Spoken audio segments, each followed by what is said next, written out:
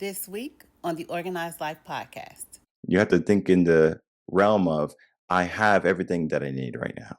And if you don't have something, you can attain it. Because if, let's say groceries, I think groceries are a great example. Do you have enough groceries in your home right now to sustain you for the rest of your life? The answer is no, right? No one does. We have to go out, procure the food, or have a garden and grow the food, and it's going to be seasonal, so it's going to come as it comes. So we don't have everything that we have right now. Why are we trying to keep everything in the event of us not having it later on? It's the fear aspect. So we have to get rid of the fear, because fear is going to stop us from many different things in our life. And sometimes it's going to be the most important things.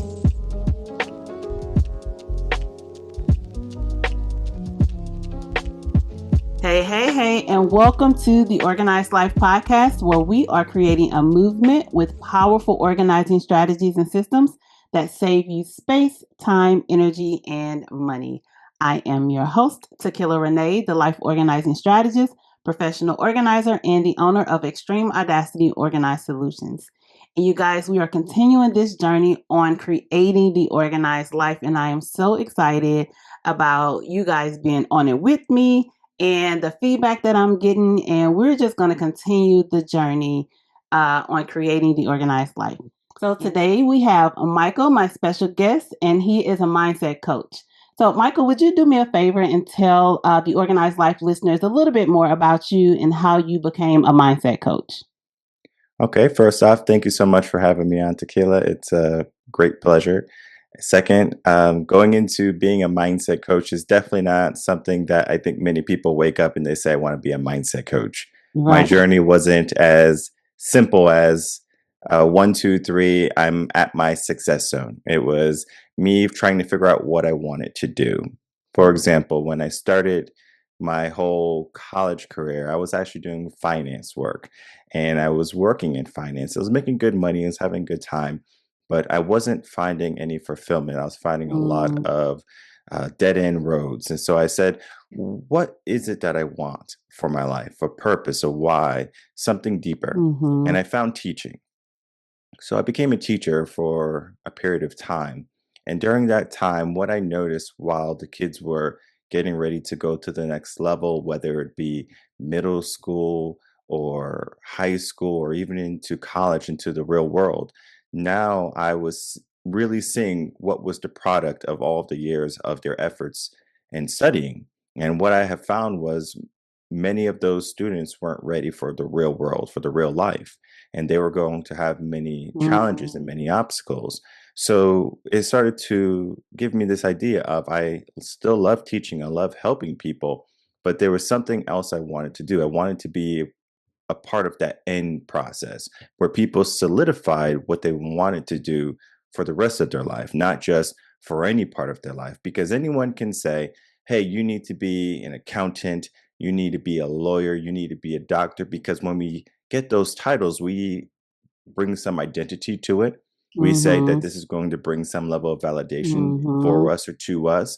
And maybe it's going to fill our pockets very nicely. But as we progress, we find that we're not truly in love. When we find ourselves stuck, we find ourselves unhappy, we find ourselves unfulfilled.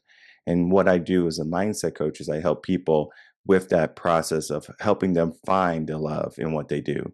It's not as easy as, okay, let's meet and we're going to do it. Sometimes we have to do the work and unravel all of the harsh words we have told ourselves, or all the lifestyles that we have been given from the like society or the world, and start to live true to ourselves. Yeah, that's so good. I kind of, went down the same path most of us kind of do. We think we're going to start or do something, and then we end up doing something totally different based on what it is that we're enjoying. And so, yeah, I completely get that. Yeah. So tell us about the Raven concept. Rearden Concepts is the company I founded. It's the company that does everything that I do with personal development. So we have many different avenues of how we attack personal development. It's not just, hey, sign up for a consultation, sign up for coaching, or buy this course, buy this program, and all of a sudden your life is going to be fixed. There are many pieces to the puzzle of Revan Mm. concepts. Revan is actually never turn backwards. If you just have a play in the words, just turn never backwards and you get Revan. And you have to ask, Ah. why are we turning never backwards? Because what was happening was I was seeing so many limits start to develop. And even in this younger generation, you can even see it. And it's just going to compound. It's going to compound for the next 120 years before people start to become more resilient again and they don't allow their mindsets to falter as easy. So we have a long period of time. It's going to be my generation, or my legacy of the business, and then maybe my sons, and then of course, if people decide to change, personal development is going to change. But for Reverend Concepts, we have the podcast, Coaching in Session. We have a motivational video series, Motivation in Motion, and all of these different avenues that I have. We have Mindset OD, we have Mindset University. All of these different platforms Mm. are just ways for people to say that this is the right fit for me. Now, to go into Coaching in Session really quick, as the podcast is, I have other coaches or other professionals come on where they talk about their life, they talk about their journey. And what I hope to get from each episode is a nugget, a bit of wisdom that they can share with someone that can help them resonate with one of the listeners. For example, reading a Mhm. book. I can tell you 10 books to read right now, and you can read all these books, and maybe one of the books really rings true to you, right? And it changes your life. There are going to be other people who read all 10 books and nothing happens.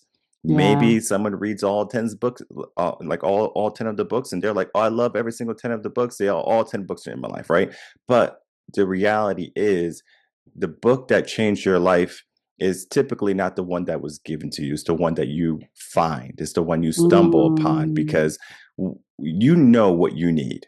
You know what you want. For Yeah. example, my son, he was hungry yesterday. He in be hungry meaning he doesn't want to go to sleep, so he's going to eat instead of going to sleep. So he comes to me, says, "Dad, I'm hungry." I'm like, "Oh, I know you're tired. You need to go to sleep. It's like 9:30." Right. And he's like, "Well, I want some food." I said, "Well, okay, what kind of food do you want?" He's Uh-huh. like, I just want food." And I'm like, "Okay, well, do you want tacos?" He goes, "No, I don't want tacos." So it's like, "Do you want raviolis?" "No, I don't want raviolis." He doesn't even know what raviolis are. Right. Do you want this and that? And I was going down the list, and he was able to tell me everything that he Yeah, didn't he want, didn't want. but he couldn't tell me what he wanted. And that's how people are living life. They can tell you everything they don't want, but do you truly know what you want? And Reverend Concepts is helping people find what they truly want. Ah, that's so good. It's so true. We Hmm. we know what we don't want, but we don't know what we want. Hmm. Even in my coaching with my clients, like when we start working together, they can tell me what's not working. All the things they hate about their space, their life, or whatever. I don't know. I don't know what I want. I just know I don't want this right here. Hmm. So, from your perspective, what is the biggest mindset blocks that keep high achievers from creating real order and intention in their lives? Well, we can look at the biggest one, I believe, is fear. And then maybe close to Mm. that would be limits, because we might say we need something. I'm sure everyone who's listening has a junk drawer. They have something where they can say, I might need this for a later time. And it can be the smallest little clip, it could be a rubber band with a name on it or something. It could be just something so small. Mhm. And you have a problem when your junk drawer gets too full. Okay. It's Yes. like you're like, okay, my junk drawer is full. You have a couple options. You can clean out the junk drawer or buy another one. And most people Right. opt to buy the other one because they don't want to relinquish anything. So it's the fear of letting go, the fear of letting go of the doubt, the limits, the insecurities. You have to let it go. You have to be hungry and you have to start to adjust your mindset to think a little bit more different. You have to think in the realm of, I have everything that I need right now. And if you Mhm. don't have something, you can attain it.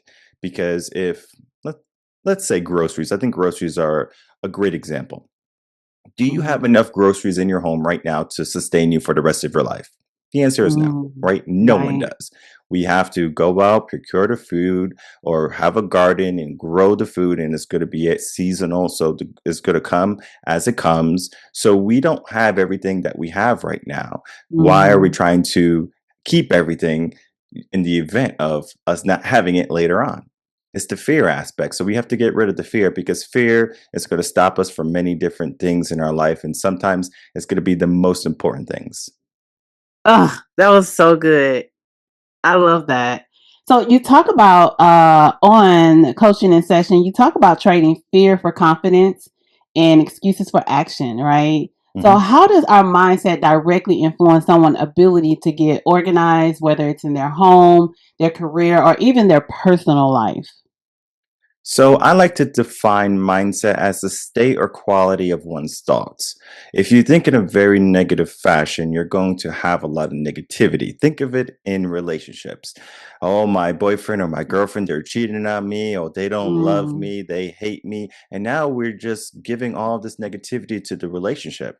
Now, let's put that to life. Let's put that to our belongings. Oh, I don't have enough. Oh, my neighbors next door, they have this, they're doing this. So it's now a game of I'm comparing or I'm trying to do everything that the world is saying for me to do rather than what do I want for myself? Because mhm. most people can live a very simple life. They don't need much.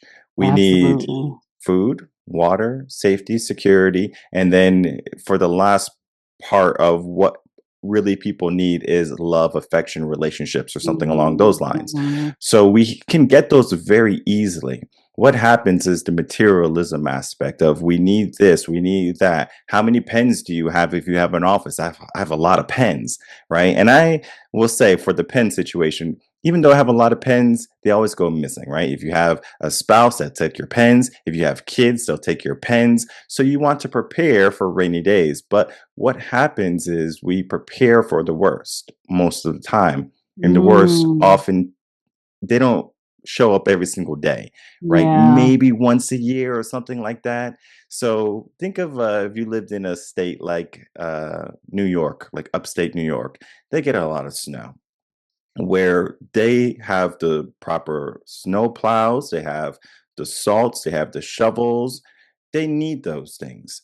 Here in Mhm. Texas, where I live, we don't get a lot of snow. We get maybe a frost or some snow every year. So for us to get that type of same facilities as the snow plows Yeah, and the yeah, yeah. shovels, it would just be taking up a lot of space and it would cost a lot of money to the state. So they don't do it. They might get a couple of things to make life a little bit easier on Mhm. themselves so they don't have any big accidents. But you have to ask yourself, where are you right now?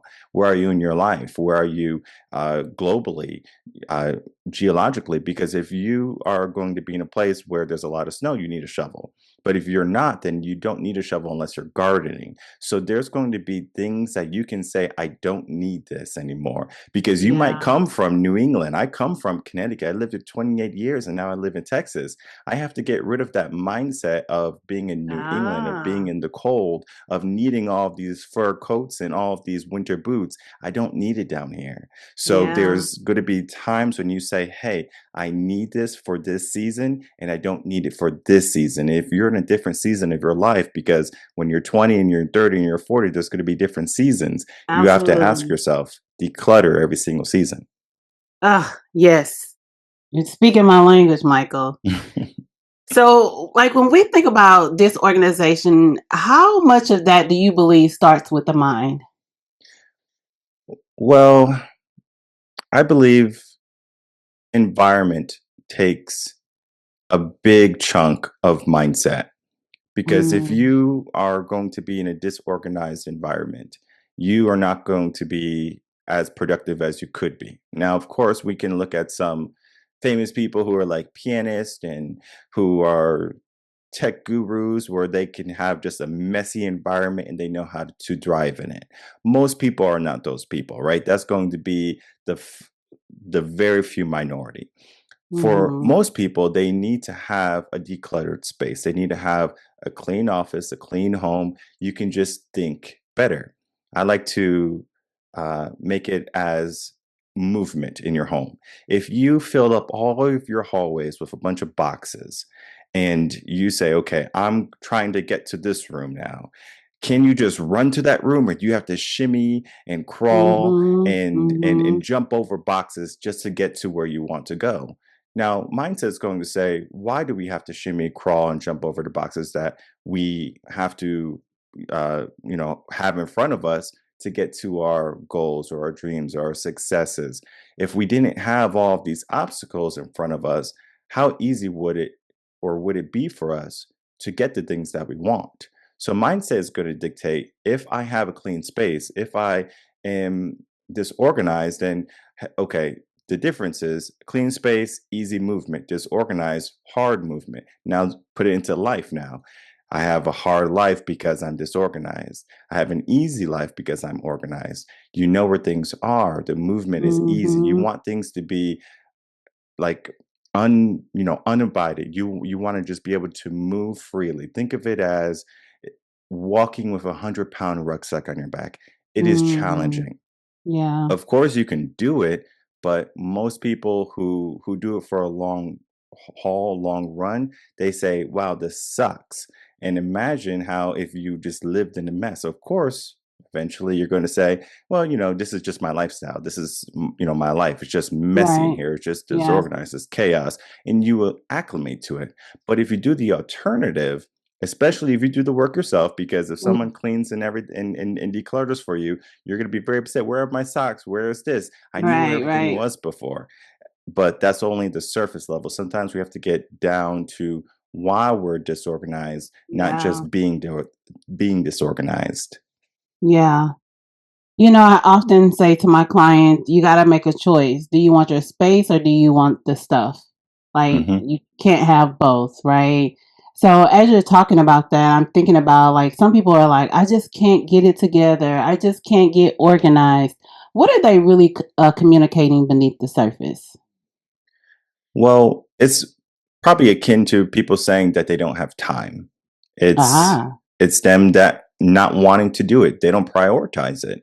And I always say that people are going to prioritize the things that they want to do. If they want to get organized, they will. If they don't want to get organized, they won't. And for some people, it's easier for themselves, especially if they have a upbringing or if they had a system for that.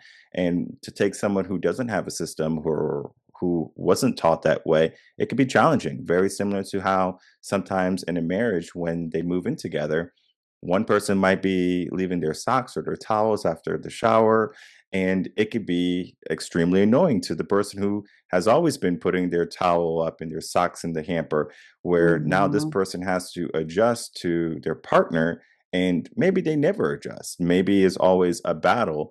I don't think that's divorceable material, because I think right. you should have already done the work to say, hey, this person is already in this type of mindset of they didn't grow up being organized. They are disorganized. Now, this is not to give them a pass and saying that they can't Hmm. do it, that you Right. can't help them, that you can't nurture the environment around them to say, hey, this is where the socks go. This is where the towels go. And then it's just easy because when you're hungry, you go to the kitchen. So you know where to get food. You should know where to put the things that are dirty or the things that belong in the tool bin or the tool chest. It's not rocket science, but some people are just so aloof that they don't even put one and two together unless they are presented with this idea of, hey, pay attention to your space. Yeah. Listen, sometimes it's not even the not knowing. It's just, I just don't want to do it. I just, Mm. it's a lazy mentality. I just drop it here. She'll get it, or he'll get it, or they'll do it. So that's a whole nother podcast. We're not gonna get into that, but uh, when you think about purpose driven leaders, what habits or thoughts or even patterns separate those that are living intentionally from those that are constantly feeling behind and overwhelmed? What I would say is that they understand their value. They understand their Mm, values. They understand what they want to accomplish in a day, what they want to accomplish in a month, in a year, and 5 years, and 10 years. If you ask a person what their 5-year plan is, they won't be able to tell you. If you ask them what they're going to do next week, they probably don't even know that. So there's a lot of misdirection with many people's thinking. They just are like squirrels. They go this way, they're like the wind. They just go boom, boom. And before you know it, they find themselves always at a new location. And sure, it could be fun, especially if you're young and you're like a digital nomad. But for someone who's trying to create legacy or create a foundation for success as what someone who's highly driven or highly motivated, they want something, they want to accomplish something. And Right. if you don't know what you want to accomplish, how can you do it? Yeah. Yeah. You got to know. I talk about being self aware all the time on my podcast. Like, you can't go to another place until you actually know where you are. And then, even possibly, we talked about at the beginning, knowing where you want to go. Well, it's okay to not fully know where you want to go, but you do know that you don't want to be here. Right. Hmm. So, being self aware is very important, and really, one of the biggest things when you're talking about creating the organized life. Right. So, Michael, we're going to flip the mic, and I'm going to give you an opportunity to ask me a question. You can ask it about organization or even mindset or whatever you're curious about. My question to you would be, how can we start to nurture a more organized mind in our children so they can be organized adults? Yeah. So the biggest thing is for one, we have to have kind of flipped our perspective, right? And then we start to lean into like what it is that they actually like. So I love to get the children involved in the process when I'm working in the home. And you'll see most of them, well, not most of them, but like a lot of kids, they thrive in the organization. And so it's almost like intuitive to them to live an organized way. Yes, they mess it up, but they are the best accountability partners. They're going to tell you, oh, that doesn't go there. If you go to a classroom, if you go to a daycare, like even starting there, you'll see how organized it is and how the kids thrive because they know where things are. They know, okay, if I want a book, I go over here. If I want to play house, I go over here. So it's really getting them into the actions. I think it's more so helps with their mindset than actually just talking to them about it. So getting them to be responsible for putting their shoes away, putting their clothes in their laundry basket, getting their lunch together the night before, helping to model those different uh, paths for them, getting them involved in their own life and stop doing everything for them, I think it helps to shift their mindset to creating the organized life. Mm. I think of my brother. We had to share a room growing up. We only had a 3 run growing up. None of these 3 2s people have today, or 4 or 5, Yeah. or 4 or 5s, whatever. Like, Right. Yeah. we had just enough house for us, All right. and we had to share a room where he had a bunk bed, and I was the bottom bunk, his top bunk. But I was the one who cleaned the room, and he was always the one who messed up the room because after I would clean it, I was like, okay, I'm not gonna mess up anything in the room because I knew it took me 2 hours to clean the room, and Yeah. we waited. I'm talking about we waited until the room was really bad. My mom didn't have to tell us to clean the room. It was just I Uh-huh. was like, it's time to It's clean the time. room. Yeah. So I would clean the room. It would take me a couple hours, and it was so funny because whenever I started in the corner, the whole room became more messier. So Yes. one corner was really nice. I was like, I love this corner right now. And the whole rest of the room was just a mess. And I just prayed that nothing took me away from cleaning the rest of the room because I couldn't function with just one corner clean and the rest of the Yeah. room a mess. So by the time everything was done, I was real happy. The room was nice and organized. And I was like, cool, now I can do whatever I have to do. And typically it was just like that moment of bliss for me. It's like, like Yes. this is nice. Like maybe it's akin to a person drinking their cup of coffee in the morning, like, oh, this feels so good. Or Yeah. on the beach on a vacation, like, oh, this is heaven. Yeah. It does. It brings a sense of peace, even if it's short lived. Hmm. Because when you're in a shared living space, if you don't have the full buy-in of the person that's actually living with you, the staying organized can become more challenging. So one of the things I talk about with my clients is how we can work together to get buy-in from the family, to get them on the journey with us, so that you're not on the journey alone, because that's what makes it so cumbersome and so Mm, heavy, is when you have a house full of people, but it's only one person doing the work, right? We all live here. So if we can get buy-in from the entire family, or at least most of the family, because you can't get everybody on, on the mhm, train. But if we can get most of the family into the journey with us, then the likelihood of the success of the home is greater, right? The success mhm, of the business is greater if you have buy-in from almost everyone on the team, right? So yeah, it's a very much a sense of peace that we get when we see the organization. I mean, even me, I live life. I don't have this pristine house all the time. But when I clean my room, I clean my house, I'm like, yes, this is amazing, right? It's like, but my house is easy to clean up because everything has a place. So it's like, doesn't take me long. But that vacuuming, the wiping the nightstand off, and all these things, it just feels so good. mhm. Yeah, I don't have to clean my house. I have a wife. But this is to say that when we got married, we cleaned the house together, right? Yeah. And when she was a stay-at-home wife at the time. And so I would clean regardless of the work. I was like, okay, let's clean together. It got to the point where she was, I don't know if she was getting upset with me, but she was saying, I want to do the cleaning. I want to do the cooking, because I was doing everything like I was by myself. I was like single. So I was just like, I'm gonna clean Hmm. the house. Okay. You don't have to clean, but I'm cleaning because the house is dirty. It has to be cleaned. And the same thing with the dishes, the same thing with the food, right? We got to meal prep, we got to do everything. And she basically said, I'm doing nothing at the house while you're gone all day. Let me do something, right? So then she wanted Uh, to take that role on for herself, where now it's funny because she also got so bored to the point of like, hey, I want to work. I was like, well, go work, all right, do whatever you want to do. And then so right. now she's working, then now she's getting overwhelmed.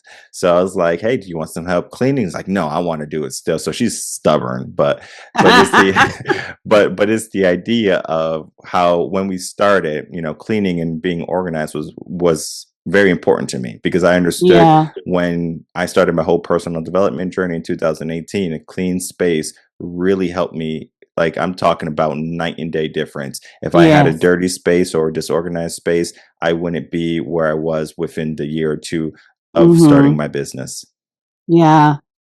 It's very much what's going on the outside reflects what's happening on the inside, and vice versa. For me, I have to have a organized space. I can't function in the chaos. Hmm. Struggle. Some people So can. some people some people can, but they're not at their high performing that they could be. They're not at the peak. Correct. It's they're doing the best, and they're probably doing a really good job. But if we get them to get organized even more, right, they'll even perform even at a higher level. So Very true. yeah. So let's talk about identity. So, in your experience, how important is identity work when someone is trying to shift from chaos to structure? Well, identity has many different levels to it. And identity is one of the things that can be manipulated very quickly. For Mm, example, identity is formed around the age of 7. So at the age of 7, we're giving ourselves an identity. We have built ourselves up with morals, values, character, environment, and now we're saying who we are as a person, who we want to be as a person. But we know if we look at our former 7-year-old self, we are not that individual anymore. When we're a teen, we have a different identity. We might try to be the popular kid, the jock, the diva, the cheerleader, right? That's our new identity. Well, when all of that goes away, now we might be in the working class or we're in mm, college, wherever we are. But let's say we fast forward to the working class, because college is very similar.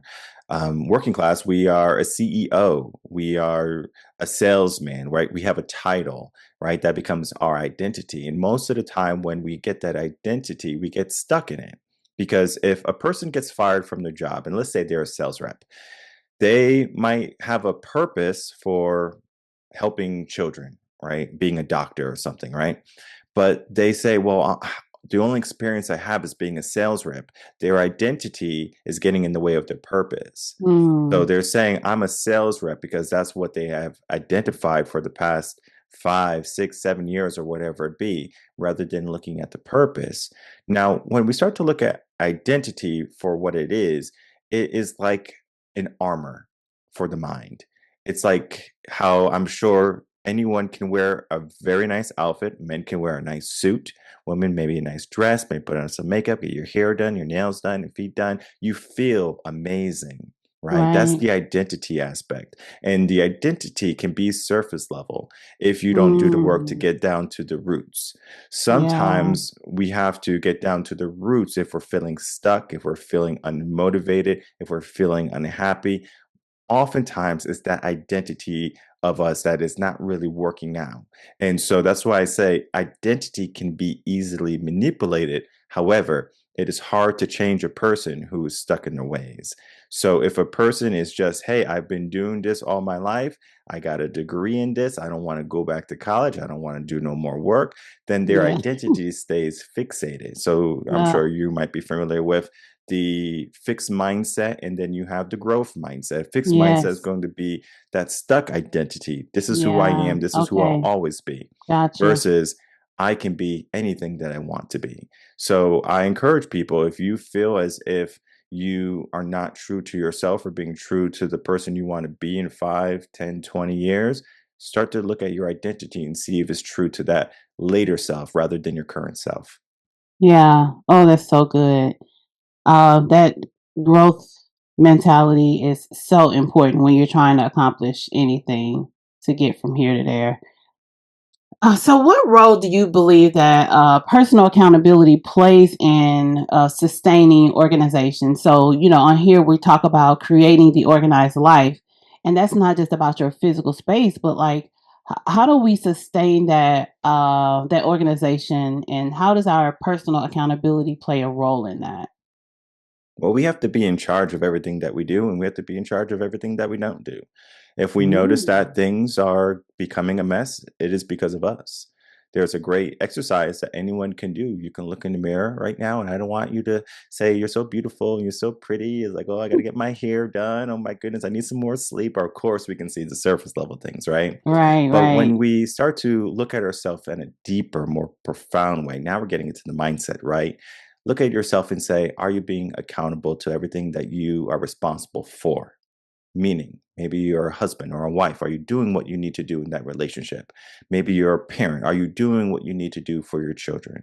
Maybe you're a boss, a CEO, or something along those lines. You're a founder. Are you doing everything you need to do in your business? Are you making the calls? Are you doing the emails? Are you being accountable? And it's easy for anyone to say that I'm doing so much, right? I can flip my Yeah, pen all day. I can go on my phone and do all this. I can go on my computer and type all this. But the reality is, we can't mistake our movements for our progress. We have to look at the progress. And if we are failing and in any area of our life, relationships, fitness, business, we have to be accountable. We have to be the person who looks in the mirror and just doesn't lie to ourselves saying everything's going to be okay. You just look in the mirror and you say things are not okay, but I'm the person that can make them okay. What is my step one? And then from there, that accountability is just going to trickle down every step of the way. And you have to understand, maybe sometimes you take a step back, but we understand we take a step back. We have to do our best to take that at least one step, but ideally 2 steps forward. yeah. That's good. So you're talking about steps. Let's talk about something practical. Like if someone is listening today and they feel stuck in a cycle of clutter, procrastination, inconsistency, what is one mindset set shift that they can implement immediately to help them to overcome that? Baby steps. You don't have to do everything at once. For Okay. example, if your home is unorganized or you're disorganized, start with one area, and it could be super simple, stupid, is what I like to say. Super simple, stupid, that you can't mess it up. Okay. If your super simple, stupid thing is to make sure after you get out of the shower, instead of throwing the towel on the floor, put it on the hanger or something along those lines. When you come Yeah. home and you have like a suit jacket, you hang it up or something like that. Or you call the dry cleaners and set up a pickup for your dry cleaning or whatever it be, right? You do something that's so simple that you cannot do it. Okay. If you Yeah. say, okay, I have to clean my whole house, I have to clean my office, my guest room, you have a lot of stuff to do. But if you say, I'm just going to clean my desk today, start Yeah. there, right? And maybe you divide your desk into sections. You do this Yes. section, 1, 2, 3, and you say, I'm going to do section 1 today. Just make it so simple that you will succeed rather than giving yourself this burden of everything, because it's going to be extremely complex and it's going to be a mountain for the mind to climb. Yeah, that's so good, Michael. So what I talk about is zones. And I talk about how we have zones, like our kitchen is a zone, but inside of that zone, we have many zones that we can conquer instead of trying to do the whole kitchen or even the whole closet. Inside of your closet, you have zones. You have a shoe zone, a handbag zone, a tie zone, pen zone. So taking those and doing small pieces at a time is so important. So I love that you said that. Um, one of the things that I really want to know. So when we are a high performer, what are some signs that someone's external success is masking their internal disorder? Mm, that's a great question. If I were to look at it in the realm of a high performer and their external success is masking their internal disorganization, I would say that that person has many insecurities or traumas that they do not want to rehash. So they can Mm, have a fear of not having money, for example. And this happens to quite a bit of high performers who come from nothing. And I'm sure if you speak to millionaires and billionaires on the street, they will say, I didn't have much growing up. I come from nothing. mhm, And so there's a fear there for them to not go back to that lifestyle. But for the ambitious person, right? They just can't live in the safe area, right? They have to challenge themselves. And sometimes they win, sometimes they lose. I think what happens when a person is like externally successful, they have to somewhere drop the ball. They say, okay, I'm just going to be hyper focused on this. And this is where imbalance begins, where they mm, will sacrifice their health, they will sacrifice their family, they will yeah, sacrifice their space, where they will say that this is not as important as making money or having a successful business. But as we know and as we have spoken about, that if we want to have a life that is going to be functional just for a moment, then yeah, sure, we can just focus on the success and not care about our life. But if we want it to be functional long term, we need to look at every little piece, every little bracket. It's very similar to how if you are not keeping track of your car maintenance, if you're not getting the mm, oil changes or changing out the fluids or rotating the tires, at one point, something is going to happen. And yeah, what happens when you have a disorganized space? And even though you're extremely successful, yeah, that car was taking you every single place that it needed to go to until it wasn't. Most people don't yes. worry about their car starting until it doesn't start. That's So so I'll tell you, when you reach that point of wow, my life is in chaos, you can look back at all the rubble of all the things that you weren't paying attention to. So that disorganization is going to be there whether you like it or not. And it's important to look at every area of your life or sector of your life and say, hey, I need to work on this. I need to work on this. And it doesn't have to be you work 25% here, 25% here, 25% here. That's not balance. Balance can be maybe you love working and you want to have 60% work, but you only need 10% for your household because you know you can get everything organized there. You might need 20% for your family and you might need 10% for your fitness. So that right there is going to be your 100%. It doesn't have to be equal, but it has to be balanced for you. yeah. Oh, that's so good. So, Michael, thank you so much for being here. I would love for you to tell the Organized Life listeners where they can find you, all the things that you're up to, and how we can stay connected to you. All right. The best place to find me, revenconcepts.com. You can look up everything that we do there, from our social medias to our podcasts to all the courses that we will have down the road. The motivational videos that come up, all of it's going to be there for you. So it's just one click, and you're going to get everything for your foundation. Of course, you can always sign up for a consultation. They're free. I always tell people they're free, but most people, when it comes to consultations, they don't want to hear the bad news. Think of it going to the doctor. You know why people don't want to go to the doctor? Because they don't want to hear bad news. Okay. That's Do you know why right. people turn up the car volume when they start to hear something on the car? Because they don't want to deal with it. So the consultation, even though it's free, I understand that you might not want to deal with things right now, but you have to ask yourself, if not now, then when? Yeah. One of my guests, she talked about the consultation, the free consultation, and she said, honor yourself. Mhm. Like, you really can't honor yourself with even just taking that first step. So, yeah, honor yourself with the free consultation. And it allows you to become self aware, right? Mhm. All right. Thank you, Michael, once again for being here. And to all the Organized Life listeners, remember, whatever strategy or system you're putting in place, if it's not saving you space, time, energy, and money, you want to tweak it, revisit it, see how you can change it a little bit to do what's more of working for you and less of what's not working for you. If you would like to be a guest here on the Organized Life podcast, send us an email at info@xtremeaudacity.com. Or if you have a topic that you would like to hear about or questions, please send us an email and we'll get you into rotation. And until next time, ciao.